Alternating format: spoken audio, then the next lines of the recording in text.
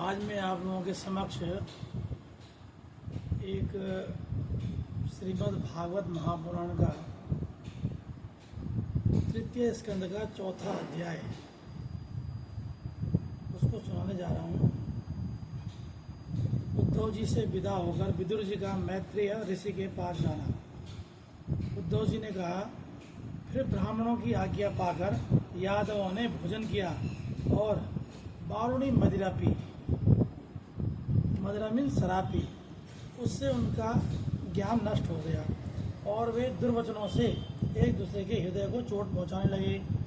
मदिरा के नशे से उनकी बुद्धि बिगड़ गई और जैसे आपस की रगड़ से बांसों में आग लग जाती है, उसी प्रकार सूर्यास्त होते होते उनमें मार काट होने लगी।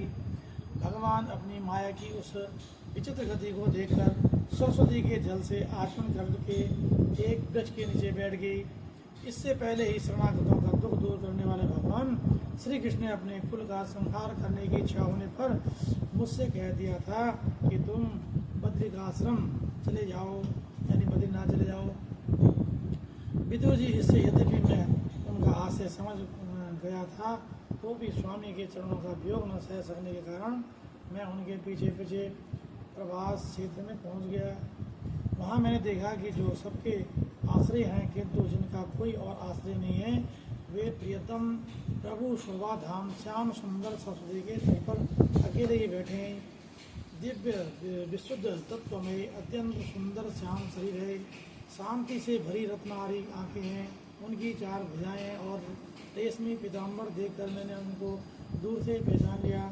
वे एक पीपल के छोटे से वृक्ष का सहारा लिए बाईं जांघ पर दायां चरण कमल रखे बैठे थे। भोजन पान का त्याग कर देने पर भी वे आनंद से प्रफुल्लित हो रहे थे।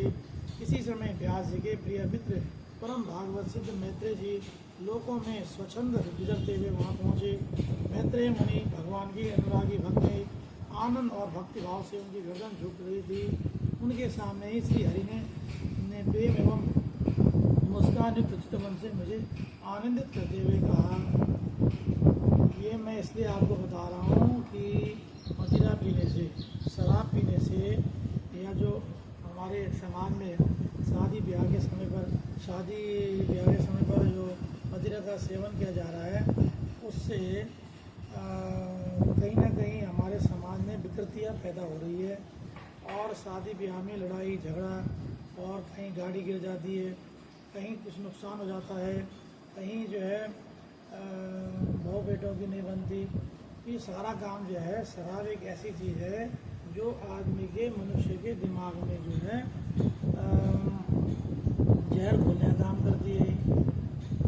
तो वही बात श्रीमद् भागवत महापुराण में लिखी हुई है कि ब्राह्मणों की आज्ञा पाकर यादवों ने भोजन किया और बारुणी मदिरा पी ली। उसके बाद उनका ज्ञान नष्ट हो गया। यानी शराब पीने से ज्ञान भी नष्ट हो जाता है। वो दुर्वचन बोलने लग गए और मदिरा के नशे में उनकी बुद्धि बिगड़ गई, आपस में लड़ने लग गए। इसलिए मदिरा को नहीं पीना चाहिए, श्रीमद् भागवत जी कहती है।